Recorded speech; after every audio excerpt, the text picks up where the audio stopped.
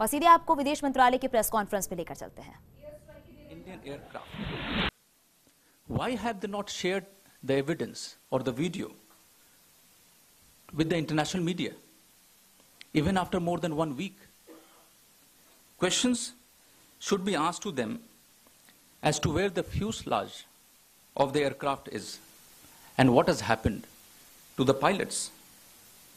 As we have already said, there are eyewitness accounts and electronic evidence that Pakistan deployed F-16 aircrafts and that one F-16 was shot down by Wing Commander Abhinandan.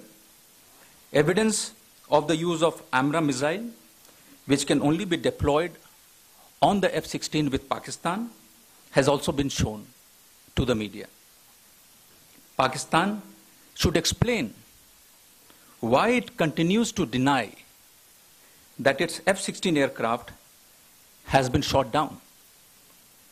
We have asked the United States to also examine whether the use of F-16 against India is in accordance with the terms and conditions of sale.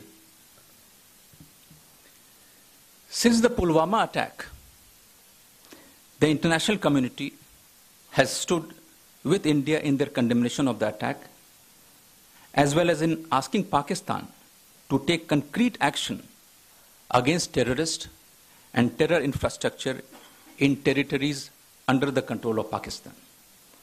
The United Nations Security Council unanimously issued a press statement in which they have explicitly referred to the Jaish-e-Mohammed as having claimed responsibility for the attack. The UN Security Council press statement also calls for perpetrators, organizers, financiers, and sponsors of terrorism to be held accountable and brought to justice. It is regrettable that Pakistan still continues to deny Jaish-e-Mohammed's own claim of taking ownership of the Pulwama attack. In his interview to BBC on 1st March, Pakistan Foreign Minister said, and I quote, "They have not claimed responsibility of that," he means Pulwama attack. "There is some confusion on that. The confusion is that the leadership has been contacted and they said no," unquote. Is Pakistan defending the Jaish-e-Mohammed and acting as its spokesperson? Does Pakistan's claim have any credibility? In 2004, the then President of Pakistan had made a solemn public commitment that they would not allow any territory under their control to be used for terrorist activity in any manner. But till today, Pakistan has failed to take any credible action against Jaish-e-Mohammed and other terrorist organizations which continue to operate with impunity from Pakistan. The widespread presence of terrorist camps in Pakistan is a public knowledge, both within and outside Pakistan.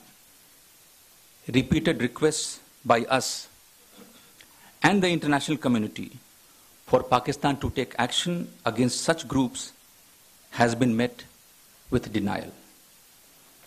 Since 26 February, following demands from the international community, Pakistan is again claiming to take fresh action against terror groups on its soil.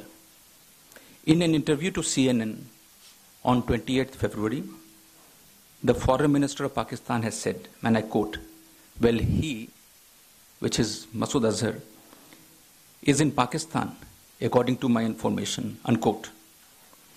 Claims are being made that terrorist organizations will be proscribed, that some individuals have been placed in preventive detention, and that some action has been taken against seminaries and madrasas belonging to terrorist groups.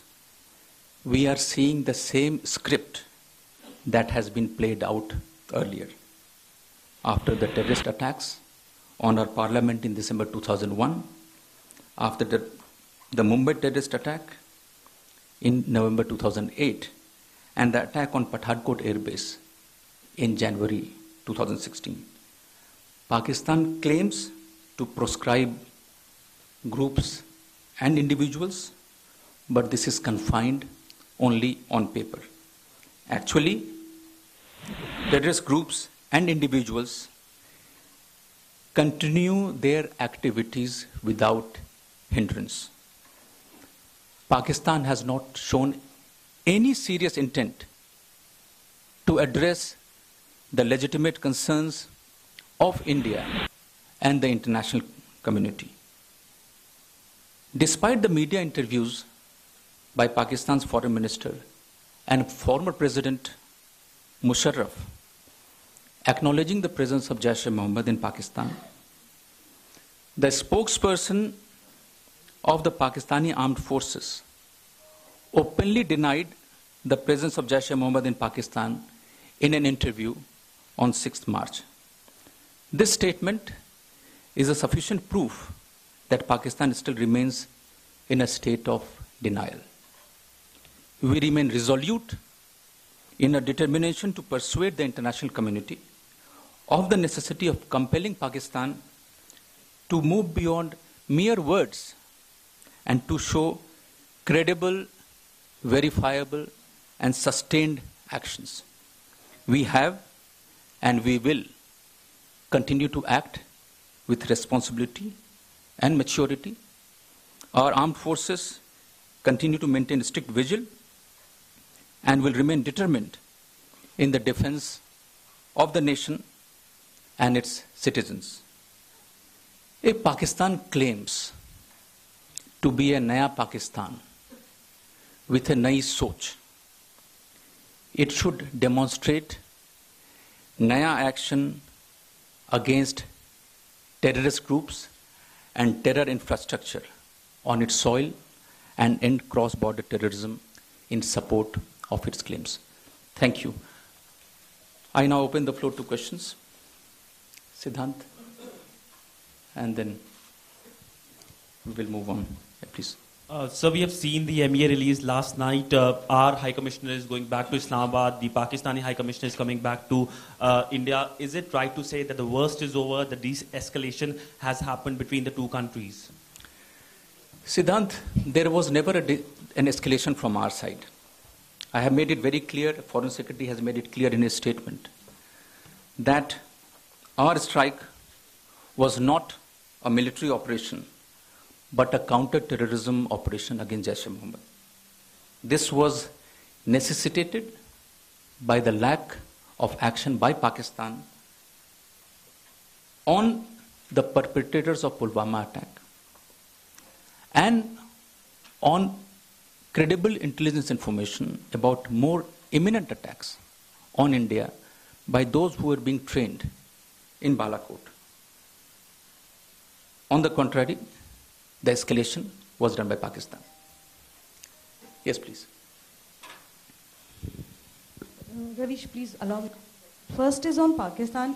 Pakistan Prime Minister yesterday said that Pakistan will not allow any terror group to operate from its soil, and this could be, God willing, this could be a beginning of a new era. How would you respond to his last night's interview? And also a question on Nirav Modi.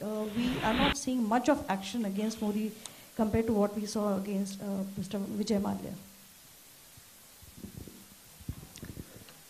On the first question, the answer is in the statement which I have read. You see, we have seen this happening time and again.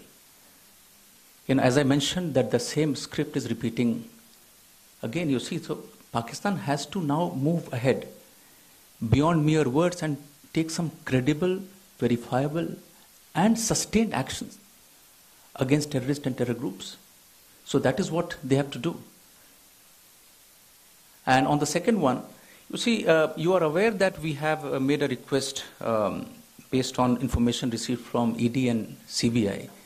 We have made a request for extradition with the UK authorities in August last year. Despite whatever we see on television today, the status remains the same. UK is still to respond or is still considering a request for extradition of Nirav Modi. Any follow-up on that? Let me take all the questions. Yes, please, Maha.